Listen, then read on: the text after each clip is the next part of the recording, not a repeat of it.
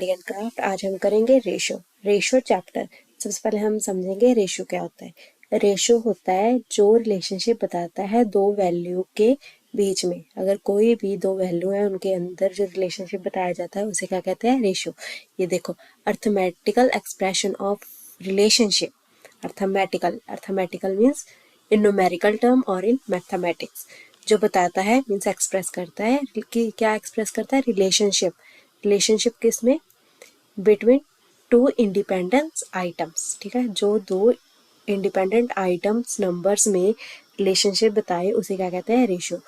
ठीक है, रेशो हम कैसे लिख सकते हैं, 2:1, जैसे 3:1 उसे हम कहते हैं रेशो।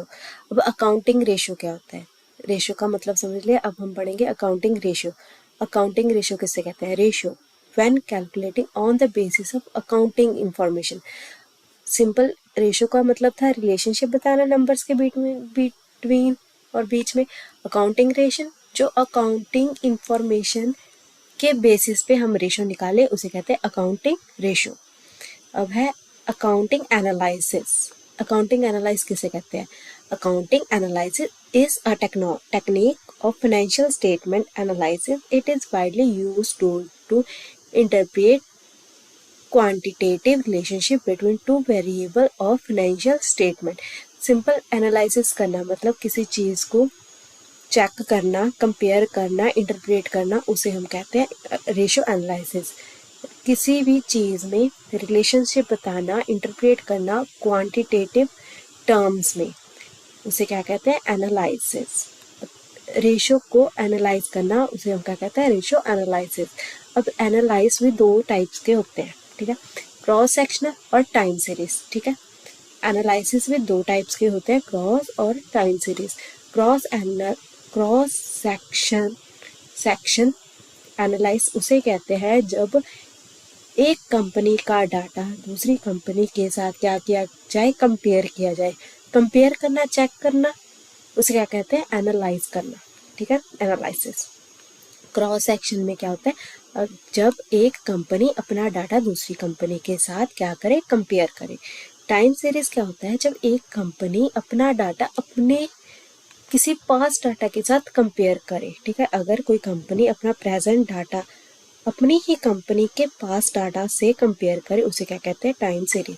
जब दूसरे से करे तो क्रॉस, अगर खुद के साथ करे तो टाइम सीरीज। ठीक है, अब रेशियो भी कितने टाइप्स के हैं, रेशियो भी कितने टाइप का, 4 टाइप्स की। ठीक है, कौन कौन सी रेशियो है, liquidity ratio, solvency ratio, turnover ratio, profitability ratio. Ratio कितने टाइप्स के, 4 टाइप्स के हैं, liquidity ratio, solvency ratio, turnover ratio and profitability ratio. अब देखो इन सभी में फर्क क्या है।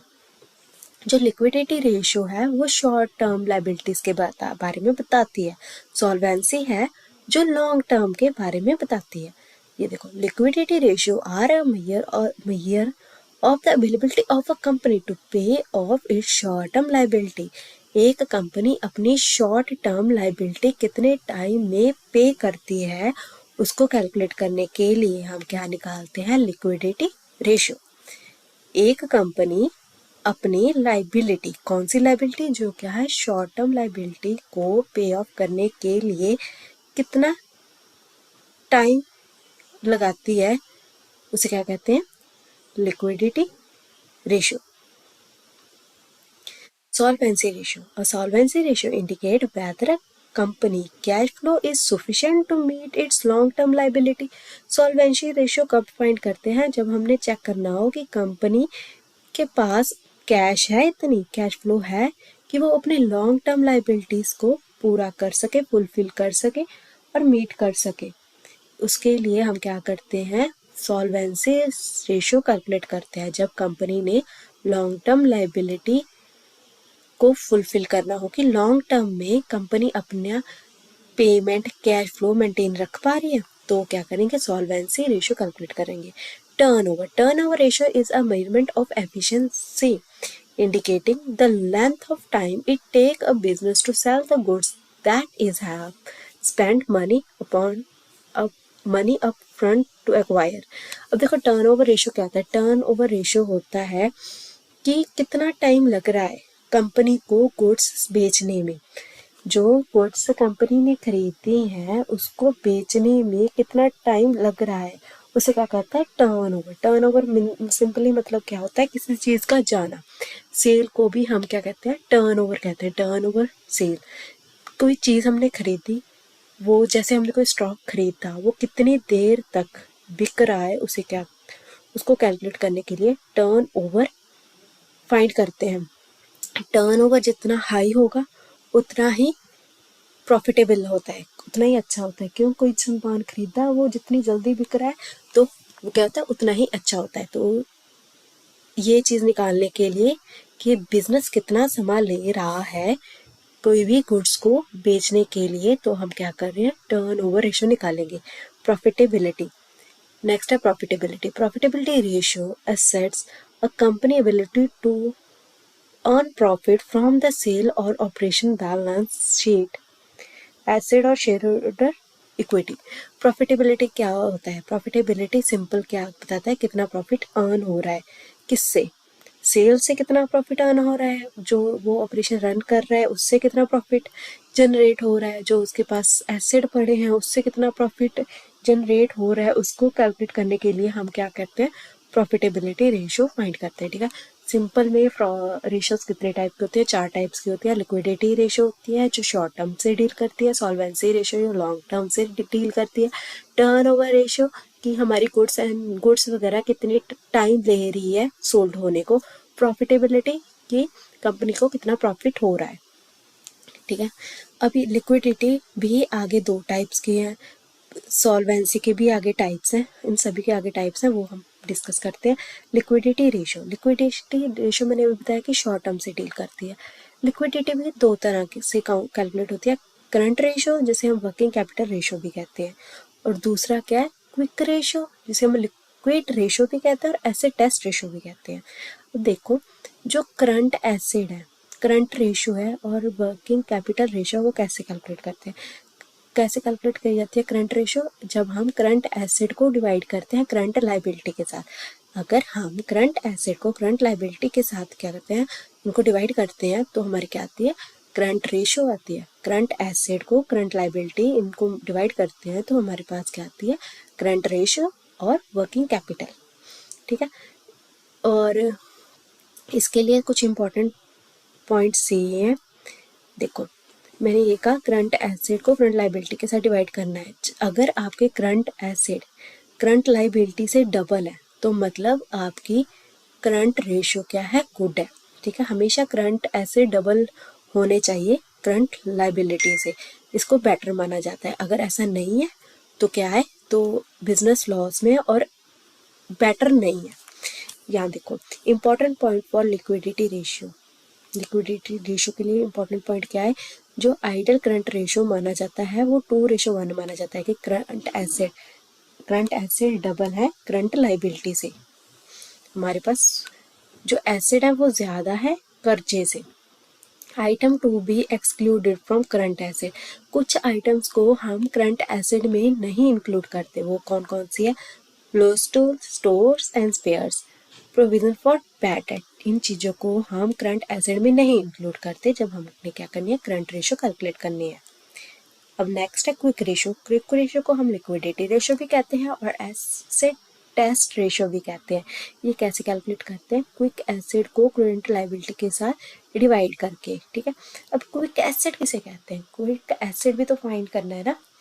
यहाँ पर फॉर्मूले में क्विक एसिड आया, क्विक एसिड को कैसे कैलकुलेट करना है, जब हम करंट एसिड में से प्रीपेड एक्सपेंस को माइनस करते हैं, इन्वेंट्री को माइनस करते हैं और एडवांस टैक्सेस को माइनस करते हैं, तो हमारी क्या आती है, क्विक एसेट्स आ जाती है। अब जो आइडियल रेशो है, आइडियल क्विक रेशो है, वो 1:1 है। जो करंट रेशो थी वो 2:1 थी, जो आइडियल रेशो है वो 1:1 है। ठीक है, यहाँ पर हमारा लिक्विडिटी रेशो खत्म हुआ। नेक्स्ट है सॉल्वेंसी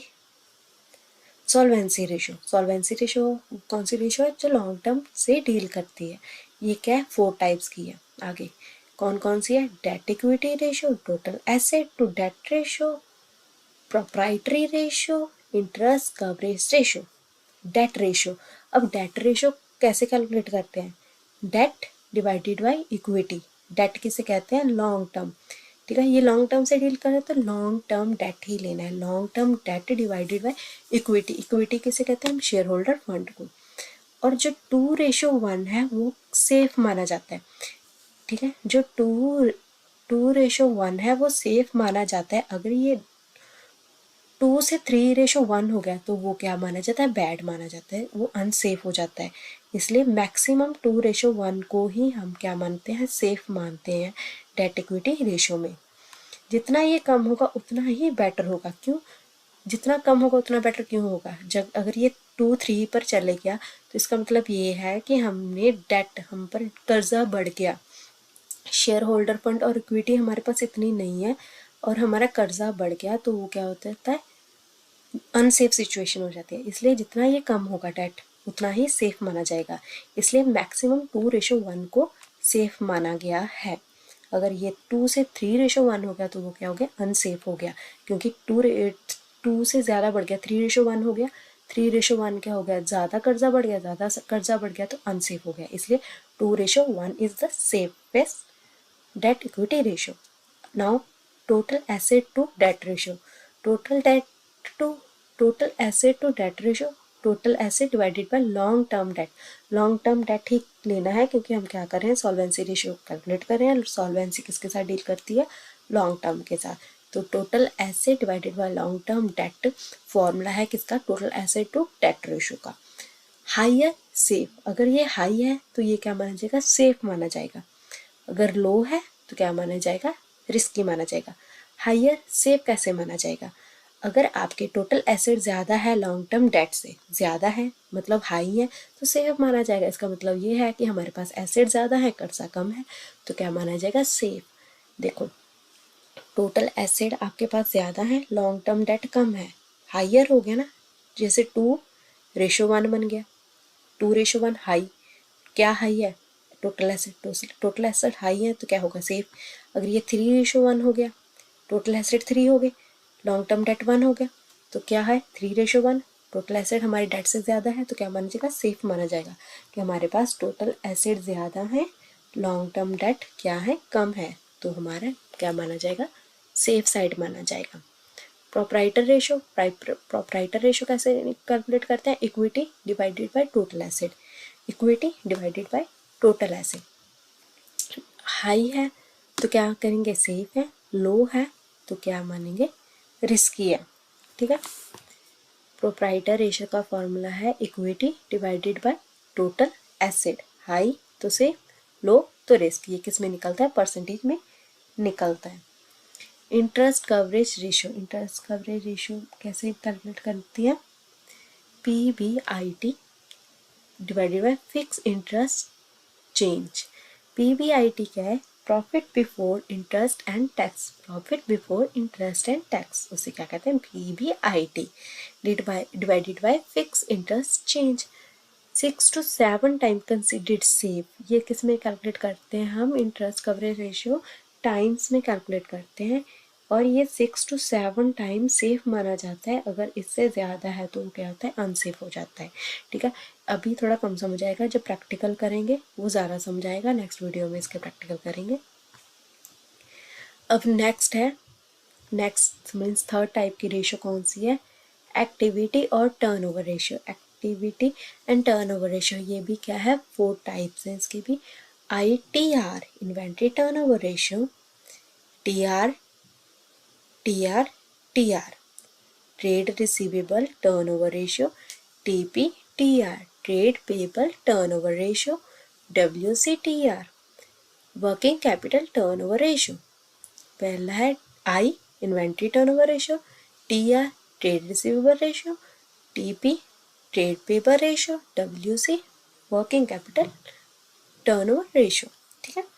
अब ITR इन्वेंट्री टर्नओवर रेशियो कैसे कैलकुलेट करना है, COGS means cost goods sold, ये हमने +1 में किया है। COGS means cost of goods sold, cost of goods sold divided by average inventory. अब COGS कैसे निकालना है, सेल माइनस ग्रॉस प्रॉफिट कर दो, या फिर दो फॉर्मूले, दो तरीकों से हम कॉस्ट ऑफ गुड्स सोल्ड निकाल सकते हैं। सेल माइनस कॉस्ट प्रॉफिट कर दो, अदरवाइज क्या करो, ओपनिंग स्टॉक जाकर यहाँ पर मैं लिखे opening inventory plus net profit plus direct expense minus closing inventory. इससे भी हमारा क्या निकलता है, ओपनिंग इन्वेंट्री नेट परचेज है, ये net purchase opening inventory net purchase plus direct expenses minus closing stock. इसको इसके साथ हम क्या निकाल सकते हैं, COGS। ठीक है, COGS निकालने के दो तरीके, sale minus cross profit, opening stock plus net purchase plus direct expense minus closing stock और क्लोजिंग इन्वेंट्री। इससे हमारा निकल गया COGS और average inventory. COGS divided by average inventory करना है, तो एवरेज इन्वेंट्री कैसे होगा, एवरेज इन्वेंट्री निकालेंगे opening stock plus closing stock divided by 2, या फिर आप क्या कर सकते हो, opening inventory plus closing inventory divided by 2, उससे क्या निकलेगा, एवरेज इन्वेंट्री। अब COGS और एवरेज इन्वेंट्री को क्या कर दो आपस में डिवाइड, तो आपका क्या आ जाएगा, inventory turnover ratio. Inventory turnover ratio के लिए सबसे पहले क्या चाहिए, COGS निकालने के दो तरीके हैं, और इन्वेंट्री टर्नओवर उसका निकालने का ये तरीका है। ठीक है, तो इन दोनों को फाइंड किया और आपस में डिवाइड कर दिया। अगर आप प्रैक्टिकल करोगे उससे ज़्यादा समझ आएगा, वो नेक्स्ट वीडियो में करेंगे। अब निकालना है, अगर आपने एवरेज एज ऑफ इन्वेंट्री निकालना है, एवरेज एज ऑफ इन्वेंट्री, अगर तो आपने डेज में निकालना है तो 365 कंसिडर करोगे, आपने मंथ में निकालना है तो 12 कंसिडर करोगे, अगर आपने वीक में निकालना है तो 52। ठीक है, इसके साथ आपने जो आपने वैल्यू फाइंड किया IR इन्वेंट्री टर्नओवर रेशियो इसके साथ डिवाइड कर दोगे तो आपका आ जाएगा एवरेज एज ऑफ इन्वेंट्री। अब नेक्स्ट है आपका trade receivable turnover ratio. Trade receivable turnover रेशियो कैसे फाइंड करना है, net credit sale divided by net credit sale divided by average trade receivable, net credit sale divided by average trade receivable. देखो जितना ये हाई होगा उतना क्या माना जाएगा, बेटर माना जाएगा। ठीक है, हायर द रेशियो बेटर। और इसका एवरेज कलेक्शन पीरियड कैसे निकालेंगे, ये सेल्स पर है तो एवरेज कलेक्शन पीरियड वैसे सेम 365, 12 और 52। 365 जब आप क्या करोगे उसमें डेज में निकालोगे, जब डेज में निकालोगे 365 divided by TR means trade receivable turnover ratio, इसकी जो वैल्यू आएगी ये इसके साथ डिवाइड हो जाएगा। ठीक है, अगर ईयर में निकाल रहे हो तो 12 के साथ, वीक में निकाल रहे हो तो 52 के साथ। नेक्स्ट है trade payable turnover ratio, net credit purchase average trade payable, उनको डिवाइड करोगे तो आपका आ जाएगा ट्रेड पेबल टर्नओवर रेशियो। अगर आपने एवरेज निकालने तो ऐसे निकलेगी। Next working capital turnover ratio, इसका फॉर्मूला है net cell divided by working capital. अब वर्किंग कैपिटल कैसे कैलकुलेट की जाती है, current asset minus current liability, उसको क्या कहते हैं, वर्किंग कैपिटल नेट से डिवाइडेड बाय वर्किंग कैपिटल, उससे क्या है working capital turnover ratio. Last ratio है प्रॉफिटेबिलिटी रेशियो ग्रॉस 5 टाइप्स की है। फर्स्ट है ग्रॉस प्रॉफिट रेशियो, नेक्स्ट है नेट प्रॉफिट रेशियो, ऑपरेटिंग यह है ऑपरेटिंग प्रॉफिट रेशियो, ये है ऑपरेटिंग रेशियो, ये दोनों अलग अलग है। ये ऑपरेटिंग प्रॉफिट रेशियो, ये है ऑपरेटिंग रेशियो, ये है ROI rate of return on investment, ये है ROI return on investment. GP gross profit, इसका formula gross profit upon sale into 100, net profit ratio net profit upon sale into 100, operating profit ratio upon sale into 100। अब है operating ratio के लिए COGS, जिसको calculate करना अभी से पीछे सिखाया है, plus operating expense minus operating income upon RFO into 100। ROI return on investment, ROI कैसे निकलेगा, net profit before interest tax and dividend divided by capital employ into 100। Capital employ कैसे फाइंड होता है? Share holder fund plus net current liability. ठीक है, ऐसे भी आप हम कैपिटल एम्प्लॉय निकाल सकते हो। और दूसरा फॉर्मूला कैपिटल एम्प्लॉय निकालने का net current asset plus working capital. और अगर इंफॉर्मेशन नहीं रिलेटेड इसके तो आप ऐसे भी निकाल सकते हो, net current asset plus current liability minus plus current asset minus current liability. Net current asset plus current asset minus current liability, इससे क्या निकलेंगे? Capital employ. ये तीन फॉर्मूले हैं जिसके साथ क्या निकलेगा? Capital employ. नेक्स्ट वीडियो में हम प्रैक्टिकल करेंगे। ये सिंपल थ्योरी थी और थोड़ा सा बेसिक क्लियर किया कि फॉर्मूले समझ आ जाए। नेक्स्ट वीडियो में थोड़ा सा डिटेल में होगा, साथ में सम होंगे।